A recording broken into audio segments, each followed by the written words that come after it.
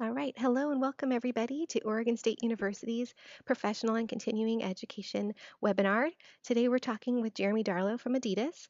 He's going to teach us what is your organization's digital brand strategy. So thanks so much for being here. My name is Melanie Mitchell and I am the Corporate Business Manager here at PACE. Jeremy, you're in charge of the slides. There you go. All right, so PACE, we strive to be the best here in the state of Oregon to help diversify our portfolio and serve our community. We serve a population, a large demographic in continuing ed. We have quality short courses, certificate programs, workshops, and then we also do employee engagement and opportunities and trainings. A webinar like today, industry driven, is really what we're best at. So we're excited to introduce you to Jeremy Darlow. Jeremy Darlow is the Senior Brand and Digital Manager at Adidas. He manages brand and digital marketing strategies for Adidas football, baseball, and the RG3 brand, and cross category concepts for inception to launch. He works closely with cross functional teams and agencies. You can follow him on Twitter at Jeremy Darlow. He has several awards and accomplishments. To list a few, he's part of Beaver Nation, an Oregon State alum. We're very proud of that.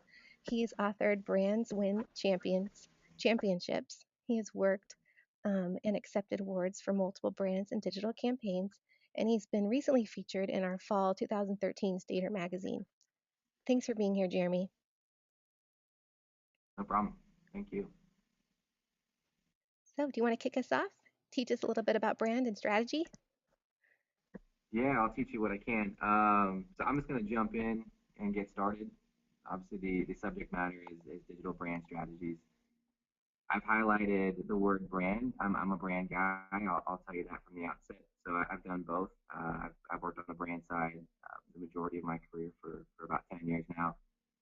When I first started at Adidas, though, I was solely focused on digital, and now I head up brand and digital for the categories that Melanie mentioned. So but I will say that to me, the most important part of that title, that digital brand strategies title, and that subject matter really is brand. For me, you, everything starts and stops with brand marketing. You can't go anywhere until you know kind of where you want to go, right? And that's what brand is all about. It's our job in brand marketing to determine what we want to be, what we want the product to be, what we want the brand to be, or the athlete to become, depending on the situation. So I'm just going to jump right in. Like I said, brand is the where. Where do you want to be in 5 years? Where do you want your brand to be? What do you want people to think of you as? What do you want your identity to be? Where do you want to sit in people's minds? Whereas the digital is really the how, right? It's now that you know where you want to go, how can you get there? Digital is a tactic. I think that's what we have to kind of understand is that you don't start with digital. You start with the brand. Start with where you want to end up, and then talk about the how. Digital is really the how. How can we get to the place that we want to ultimately be? The question is that I think we run into all the time is how can you accurately choose a mode of transportation without knowing the destination? So if you think about kind of an example that I throw out there every now and again is, imagine you get a text message from one of your friends on Friday night and he says, I need you to take me somewhere tomorrow at 8 a.m. You don't hear from him the rest of the night. You have no idea where he wants to go. You just being the good friend that you are, you show up at 8 a.m. at his front door the next day in your Prius. He comes out carrying a snowboard. He says, what are we doing? Where's your truck? I'm trying to go to the mountain. You brought a Prius. You had no idea, but right now you have two-wheel drive. You can't get up a mountain. You have nowhere to put the snowboard. You don't have chains. You're not prepared to take him to where he wants to go. But it's not your fault, right? Because you had no idea where he wanted to go. You were not prepared because he didn't prepare you and give you the information that you needed. The same thing can be said from a digital standpoint. If you think about that same question and just insert digital and insert brand, how can you accurately choose a form of digital activation without knowing the brand objectives? And this happens constantly. I mean, I've seen it over the 10 years or so that I've been doing this. The fun stuff, the tactics, right? The events, the stunts, the PR, Getting your hands in there and actually doing things, that's the fun stuff. The stuff that's not quite so fun is all the pre-planning, all the stuff that happens before behind the scenes that establishes where you want to go and sets up your objective and establishes your positioning statement and leads you to strategies. Those are the things that truly I believe are more important. But honestly, I'll be the first to tell you they're not quite as fun. They're not quite as interesting, right? And people like to skip steps, especially when you're working with an agency. It's something to be to sort of be aware of is that agencies are a lot of times they're in the business to sell themselves, right? And awards and beautiful creative and um, massive stunts that get picked up by Mashable or ESPN or whatever the industry is that you're in. Those are what gets them that next client, right? And it gets them the accolades that they need to continue growing. But it doesn't always ladder up and come back to where you want to be as a brand. The problem is, you can have the best digital activation for 5 years running, but if you're doing things, you're not being consistent, and you're doing different things every year. They might be great. They might be great forms of activation, but they're not again building to that ultimate north star. They're not taking you to where you ultimately want to go. Right. So yeah, I would just know that the subject is more focused on digital, but I really really want to emphasize the importance of brand and understanding where you want to go first. So um, step one for me, it's really simple. Just determine where you want to go. And honestly, at the end of the day, that map, that North Star is your positioning statement. And I'm actually going to run you through the format with which I use to get to that positioning statement. And I learned it from some people that are much, much smarter than me in my early part of my career. And I'll run you through that. The second step is simply deciding how you're going to get there, right? So I can't tell you how we're going to get somewhere until I know where we're trying to go. That's the whole point of the presentation. And I hope that's the takeaway for everybody. At the end of the day, you really need a map. And what I'm going to show you is the map that I've used throughout my career. And I will 100% genuinely tell you that I would not be where I am without this template. And it sounds simple and it sounds simplistic, probably oversimplistic, I should say. But it truly has gotten me to where I am today, in that I wouldn't have known where to start without the organization that was given to me um, through this template. My thoughts were able to be organized based on this map that was given to me by uh, a mentor that I had at a company called Ubisoft, which was a video game company down in the Bay Area. I was doing brand management down there, and I was given this for the purposes of building my first brand as an associate brand manager back in the day, and I've used it ever since. And again, it really just helps organize your thoughts and your ideas, and you learn every single time you go through the process. It's basically three sort of sections: situation analysis, brand strategy, and communication plan. So this isn't going to be the most sexy of topics, quite honestly, but anybody that works with me, we go through this first before we do anything, because again, you, you can't build a plan without knowing where you want to go, and you can't just come up with a positioning statement out of a hat. There's a lot of work that goes into this, and a lot of times I'll be home alone, taking the day off, just thinking about that brand and consuming myself in that world. Um, it takes a lot of work to get there, and it's hard to do this stuff while you're in the midst of everything at the office. So think about that. Think about how can you find time to go through this process, and where it makes the most sense. Because without time, you're not going to be successful. I tell the folks around here the same thing. You're not going to build a successful marketing plan in the office. There's too many distractions. One example that I like to use, also from the time that I was at Ubisoft, is I was working on a game at the time. It was an Old West game, and it was one of my first big projects. There was a decent amount of expectations on it, and the pressure was kind of on, and I wanted to make sure that I succeeded and showed people that I knew what I was doing. So sort of realizing that there's so much going on at the office and there's so many projects and there's so many things to do. You're never going to be done with everything, right? There was a very small chance that I'd be able to dedicate the time and focus needed to build a successful plan. So what I did was I took the day off. Like I said, I went home. I was alone in a room. I put old Western movies on. I had old Western themed music on in the background throughout the day, the entire time, while I was building that plan, just to put me in that right mindset. And I focused entirely on that one thing and that one thing only, and I knocked out the plan. And the game ultimately was a success. And again, I wouldn't have been able to get there without the map. So I'm going to run through the map. Before I get there, I just want to, Melanie mentioned it already, but I want to suggest definitely throw out questions, throw out ideas, concepts, thoughts, anything that you want to discuss. I want to make sure that this is um, more conversational and less formal, but that's up to you. So I'll run through this stuff. Again, stop me if you have any questions. The first part is honestly, it's probably the most important part. It's the situation analysis. So you're basically trying to figure out what you're up against.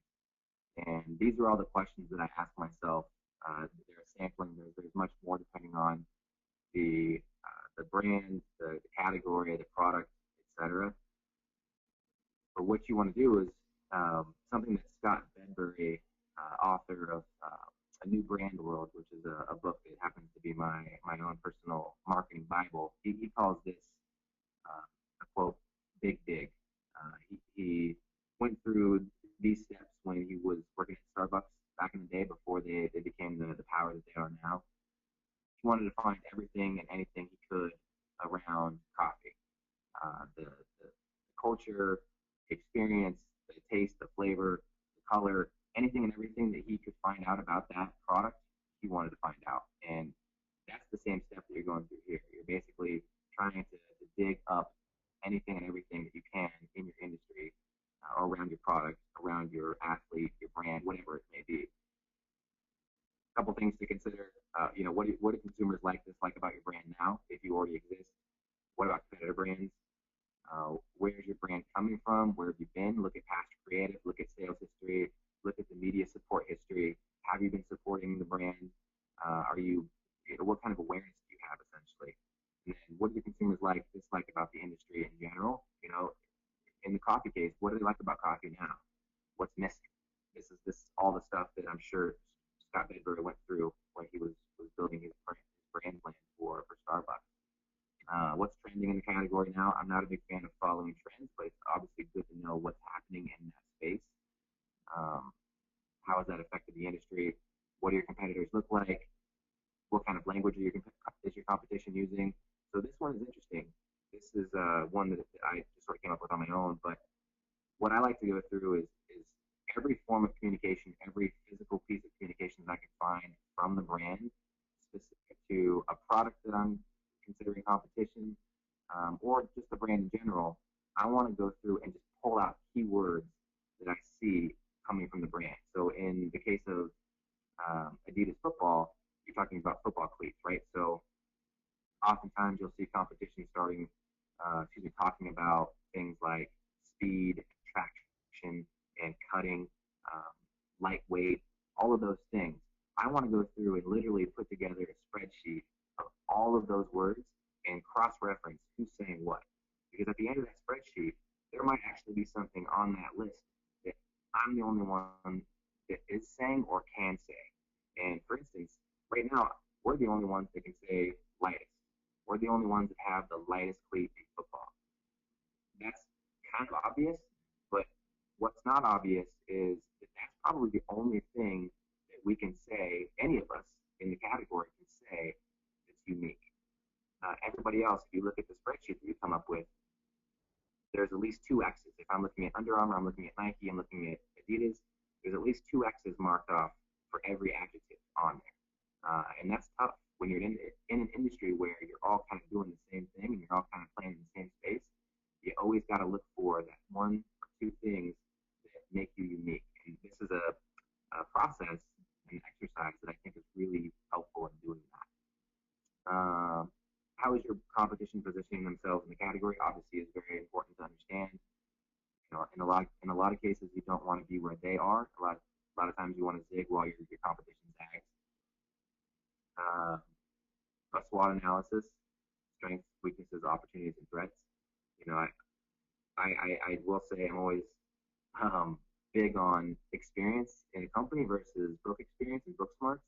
But SWOT analysis is something that I've carried through from my time at Oregon State. I still think it's tried and true, and it's an effective way to communicate, to understand what the landscape really is. And where do the brands in your category sit on a brand map? So again, another thing that comes from schooling is brand mapping, right? Uh, put two axes up there, decide what um, your categories are, and just map out where everybody sits.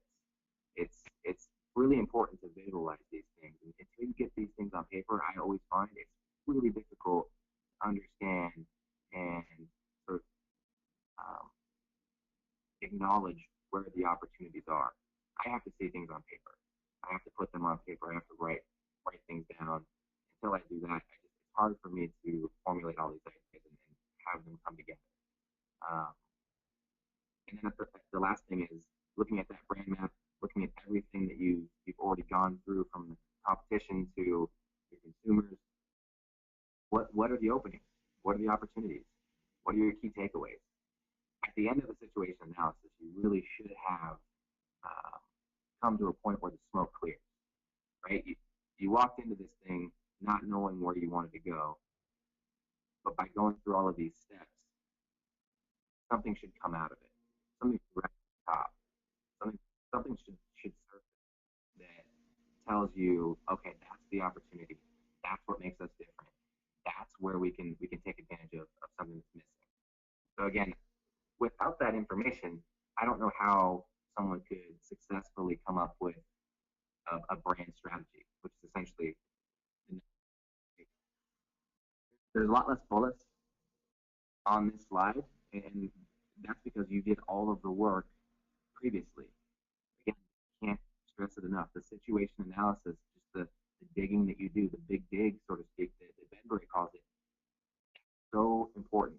Without that, it becomes a much, much harder process, and you're throwing stuff against the wall and just seeing what sticks. And that's not something that can last. That's not sustainable, right?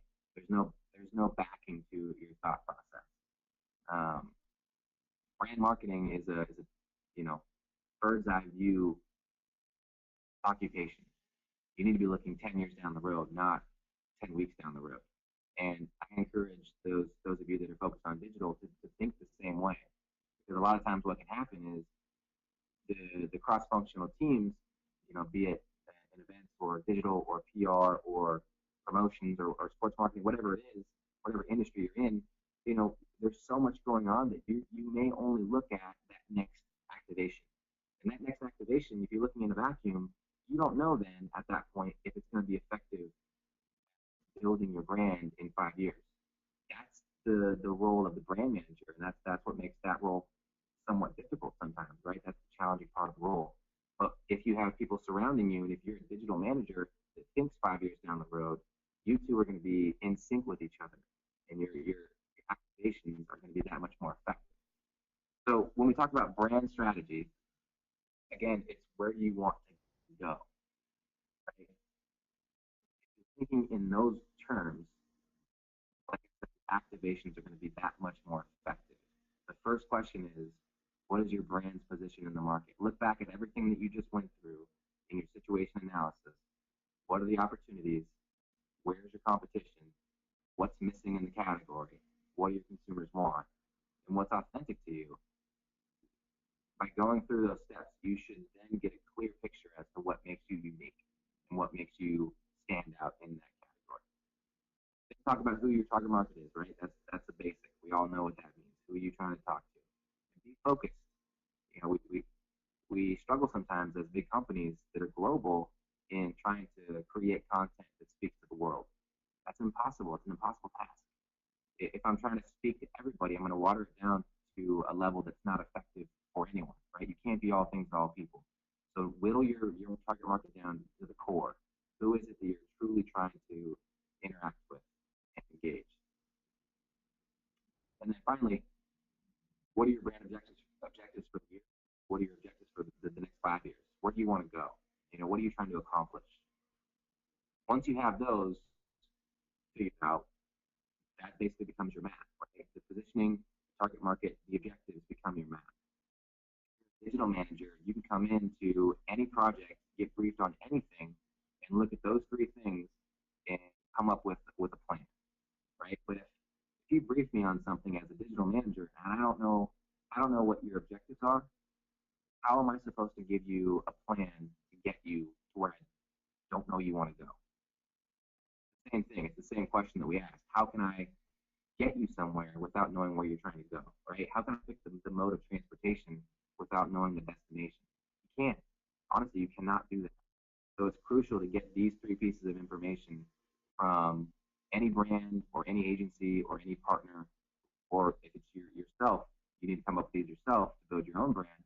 You have to have these three pieces of information to brief anybody in to start any project, in my opinion. And from there, once you have those, then you can start to think about strategies. We're not even at tactics yet, right? We're still strategic. And those are my objectives. What are my strategies in order to reach those objectives, in order to reach those goals? So that's the second portion. Again, it's a much tighter ask in terms of the assignment, but that's only because you've done so much work in the situation analysis.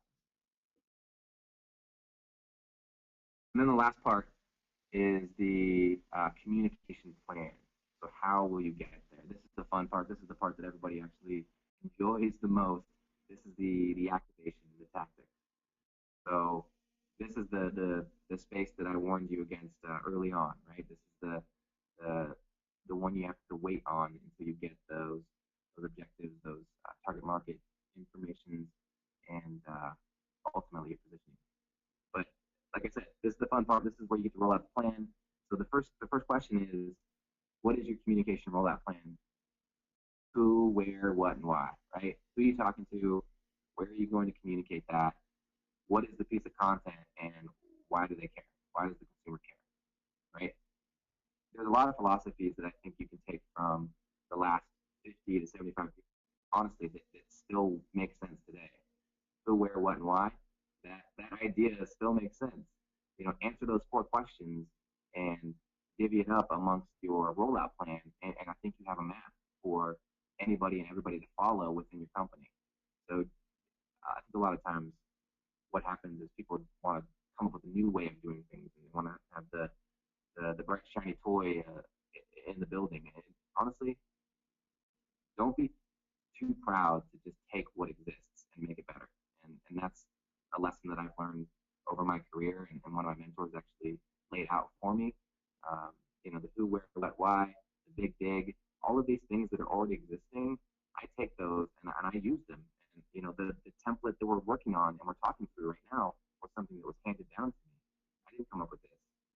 This is something that again, someone way smarter than me, and I've used ever since, and it's been extremely valuable. Like I said, so don't feel like you need to find that new shiny toy. There may be something that exists already that's going to be just as effective, if not much more effective. So the second thing is, how are you managing buzz? So that you're peaking at the launch or peaking at the key moment that you're targeting. Buzz is kind of one of those things that's hard to measure these days unless you have a buzz tracking tool. But essentially, all buzz is a conversation, right? So one of the things that I work on, and again, I've learned over my years and what's passed down to me, is something called a J curve, which is essentially start with a big announcement, give people something to think about, get excited about, and then sustain that conversation until you're ready to actually give them the opportunity to buy it or give them the opportunity to take part in it, right? Don't just come out cold turkey the day that you want to launch and expect everybody to line up at the door. Because if they haven't heard about you in the past, how are they going to know that it's something that's important to them, right? You need to fuel the fire before they get there. That's important. I mean, that's another one of those philosophies that I've taken that have been passed down to me that I've used in multiple companies and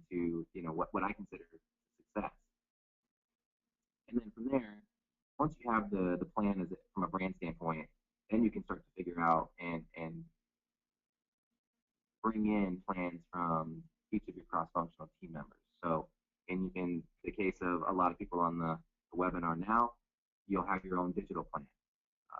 But along with that, you're going to have an events plan next to you, a PR plan next to you, a media plan in front of you, a promotions plan behind you.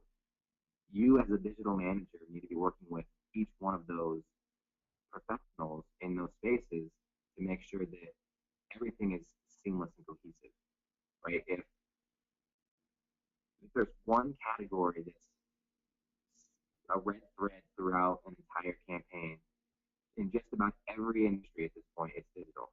So there's going to be a digital portion to events, there's going to be a digital portion to PR, there's going to be a digital portion to the media, and there's a digital portion to promotion. So you as the digital manager need to be in tune and in sync with each one of your cross-functional team members. Otherwise, you're going to be hurting them. And at the end of the day, the execution of your project, of your brand launch, or whatever it is not going to be as effective because you're working in a silo. So make sure that you are the one that's bouncing between each one of the cross-category teams and infusing digital. Digital is, like I said, it's the red thread at this point throughout everything. You're not going to see events and everything. You're not going to see promotions and everything, but you're going to see digital and everything. Sometimes if you don't have the money, you're not going to see immediate and everything, right? But I guarantee you, every company is going to start out with social these days, and that's obviously part of the digital plan. And then the next question becomes, what are your messages by consumer type? Are you talking to B2B the same way that you're talking to B2C? Are you talking to business as you are similarly to as you are with business to consumer? Probably not in most cases. Just make sure that you lay that out, because what can happen, again, if you don't put things on paper, you don't have a map to follow, you're in the moment, and sometimes it's easy to say, okay, well, this is what we say to consumers. We have a call with our such and such partner coming up, B2B call. We'll just pick the same messaging. But that may not work, right? But unless you've thought about how to differentiate those communication plans, you won't know that. So make sure that you have differentiated messages where necessary. You also might have primary target markets, primary consumers versus secondary consumers, even tertiary consumers. Make sure that you understand that those communication plans, they could be different as well, right? What you say to the primary consumer might be different from the secondary. For instance, we're talking about football cleats. You know, the five-star blue chip athlete has different needs and wants than the kid that's on the freshman team that is really just happy to be there. And he might be on the team for social reasons, for status, or to make friends. Those are two completely different individuals with different needs, but they both are going to buy cleats at some point. You just need to know what triggers to pull, right? So think about your messages by consumer type as well as by end goal. And then the last thing that's really important from a brand standpoint that we always need to deliver to each one of the cross-functional team members is visual communication rules, right? It's hard to build content, especially on a digital front, if you don't know what the visual communication rules are, right? If I don't know what the tagline is or the mantra, if I don't know what the art looks like, if I don't know what the assets are that we can use, how am I going to build, rich media banners or a takeover on ESPN.com or a long form video? I have no idea how to build those things because I don't know what the tone, look, and feel of the brand is, right? So these are things that you may not be controlling yourselves as as digital brand managers. They may come from the brand team, but it's important to know what you're looking for and what you need to do the job, right? And this is one of those spaces that you truly need to be successful. If you're not working with a set of rules or a set of assets, your work may not be consistent with that of the brand. And the only way that a brand idea is going to stick constantly here at Adidas and all of the companies that I work for. And again, this is something I learned from the Bedburys of the world and from again, people that I've worked with that are much smarter than me, consistency and frequency are the keys. Those two things. If you're not consistent with your messaging, both verbally and visually, it's not going to stick. And if you're not frequent with that messaging, it's not going to stick. You can't do those two things individually. They're not mutually exclusive, right? You need them both. You need to be consistent and frequent if you're going to have something that sticks. So that's the communication plan portion. That's how you will get there.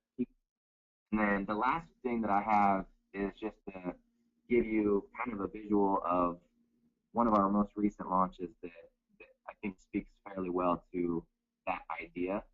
I'm not going to be able to go into too many details just because of obviously some of the stuff close to the vest here and protecting our strategies. But one thing that we did recently, just a few weeks back, is we launched the RG3 brand logo for the first time. And this is one of my projects. Again, being the head of that brand, that brand itself, my team and I worked on how do we get the word out about the logo in a way that's aligned with who Robert is as an athlete, right? So the first thing that I had to do as the brand manager is to go in and just understand the situation. Where does Robert sit amongst the competition? What's authentic to him? What are the opportunities in the league? And ultimately, that brought me to the strategy and how we want to position him, how he wants to position himself. And if you know, or if you've seen any interviews with Robert, and you can even read the quote down there at the bottom, you know that he's a completely genuine person and always authentic. And it's all about we versus me for Robert. It's never about look what I did, look at me, I'm great, celebrate me. That's just not how he is. He's a team first person, and he wants to bring everybody along and help him get to where he is today. And because of that, it's one of the more thankful jobs that I've ever had in any company that I've worked for. It's really nice to work for somebody and work to help somebody that is so genuine and appreciative of everything that you do, not only but also that the military has done for him. He's a military kid. That the folks at Copper's Cove, where he went to high school, did for him. Uh, Waco, Texas, obviously went to Baylor. All the people there that helped him get to where he is. DC, now being in Washington D.C. with the Redskins. Obviously, it's very important that he's acknowledging and thanking all the people there. It's truly for him. Like I said, it's a we versus me scenario, and it's an honor to work for somebody that feels that way and is authentically in that mind space. So what we did was, again, we figured out the situation analysis. We knew what he was about. We knew who he was. We knew what was authentic to him, having worked with him. We knew how to position him as a brand because of that. And then it was a matter of how do we bring this thing to life? How do we launch his logo in a way that makes sense for him? And in talking to him and having conversations with him and working on how to get this thing out there, because there are a lot of people out there that will criticize you no matter what you're doing or how you're doing it. So, our biggest thing was let's just be authentic to who you are, Robert, as the athlete, and do what you would normally do. And so what we did was we focused on launching the logo just through his social space. And he was looking to start an Instagram account. So we started that account and launched the logo through that space because for him, that was the best way to involve and thank all of the people that made it possible for him to have a logo, for him to have a brand, which is an incredible accomplishment, right? That's something that I think he would tell you himself is a surreal idea. But the Instagram and social in general gave him again the opportunity to engage with and say thank you in as personal a way as you can in today's world um, through that platform. Uh, the results were pretty amazing, actually. We landed on the homepage of ESPN.com, which is always difficult to do, but it's sort of a coup de grace, the, the holy grail of media coverage for us. That and obviously Sports Center. But the headline to me is the thing that I was most proud of and I was most excited for Robert. around in that it says RG3 thanks many for launch of logo. And thanks many is the whole point. You know, he wanted to, and we wanted to make sure that everybody knew that this wasn't a look at me. You know, we could have put a billboard up in Times Square. We could have done something that's big and bold and feels like a stunt and gets everybody to talk. But it wouldn't have fit who he is, and it wouldn't have said thank you first. It would have been look at me versus look at us, and that wasn't authentic. And the fact that they say it right there in that headline that RG3 thanks, that's the first idea is that he's thanking people. That meant a lot to us, and I think it meant a lot to him as well. Again, just in reading that quote, I think it says everything. This wouldn't be possible without the love and support of my family, friends, and fans growing up. This is for us and represents all of the work the people around me put in to help me succeed in life. And that says it all. And he has a logo, but he wouldn't have that logo without the people that did everything they could to make sure he succeeded. So that is it. I wanted to make sure that we ended with an example to kind of show you how all this stuff comes to life at the end of the day. But you know, again, I know it's about digital brand strategies, but I will harp on the idea that you got to know where you're going first, right? Know where you're going before you try to figure out how to get there. And that's it. That's what I have today. Thank, thank you, Jeremy. That was Any great. questions? Thank you so much for walking us through that the map, the marketing map, and really pointing out and driving home the importance of that plan. Yeah, questions for Jeremy. Feel free to take yourself off mute or just chat a question directly in the box below.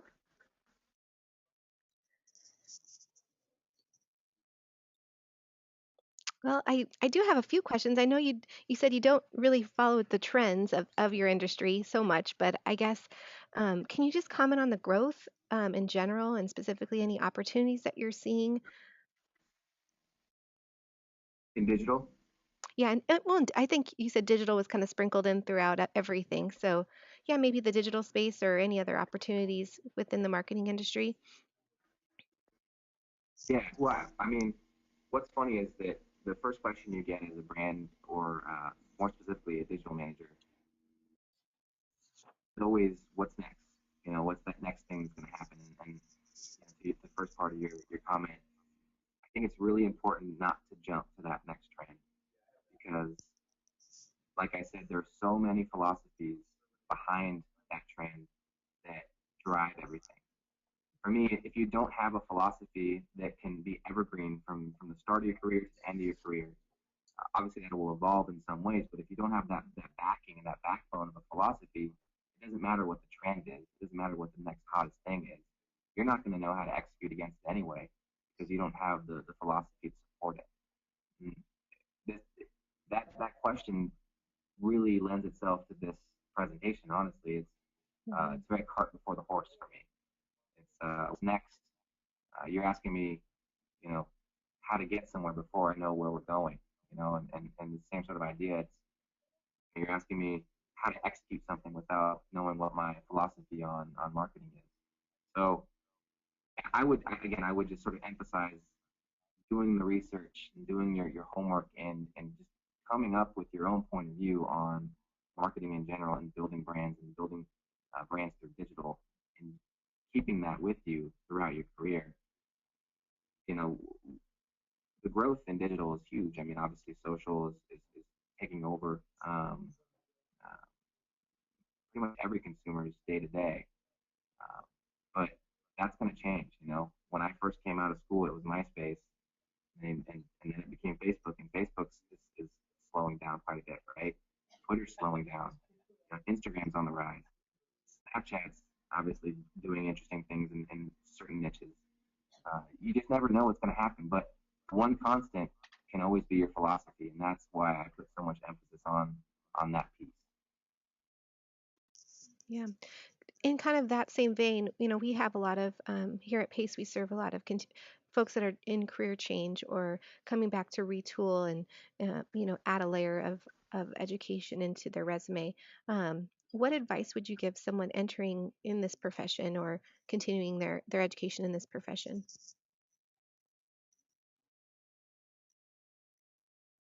Well, I think the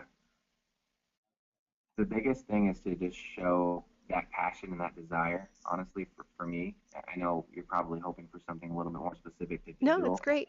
but the thing that always separates people amongst the group that we have here, and I think for me specifically, is just showing that you're doing something no one else is. I've actually started to work with someone that just graduated recently to help find her a job in marketing. And one thing that I told her is that we're going to start working on some homework assignments together, which I think is really interesting. And even just the fact that she can say that she's working with somebody in the industry and sort of being mentored or learning from somebody in the industry and going through these tasks and assignments to hone her skills, that to me in an interview shows initiative, obviously, but passion and drive and want and desire. And those are the things that I think stand out.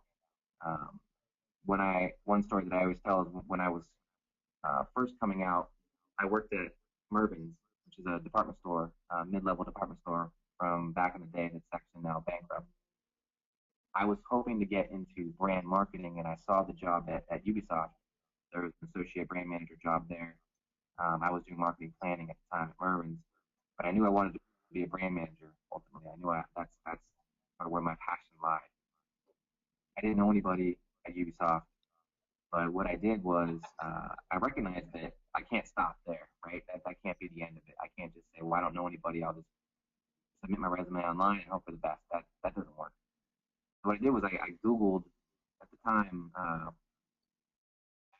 Ubisoft.com and I found two email addresses and I sent my information off to two of them and I sort of laid out my situation, my story. And I was fortunate enough that one of them forwarded the info on to HR. HR brought me in for an interview and then sort of the things sort of happened from there, right? But I knew I had to find a way to be different, to be unique, to stand out, and that was one of them.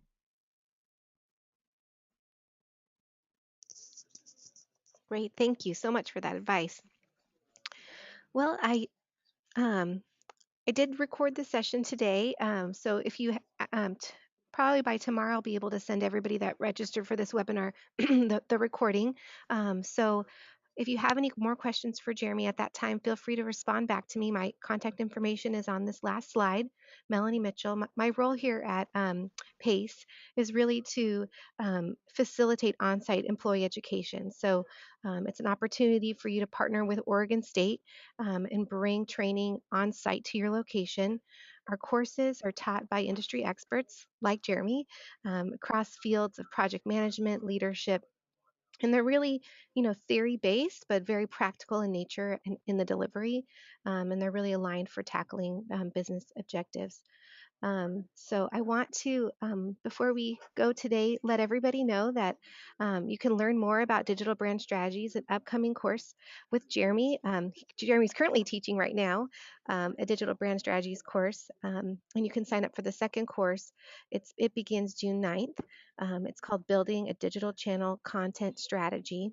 And then he'll be reteaching the digital brand strategies course in the fall, October 13th. So I'll include that information on my email tomorrow to all of you.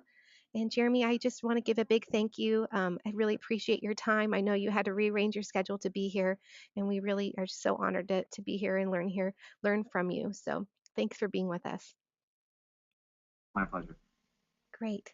All right. Well, everyone, you have a great day. Go Beavs.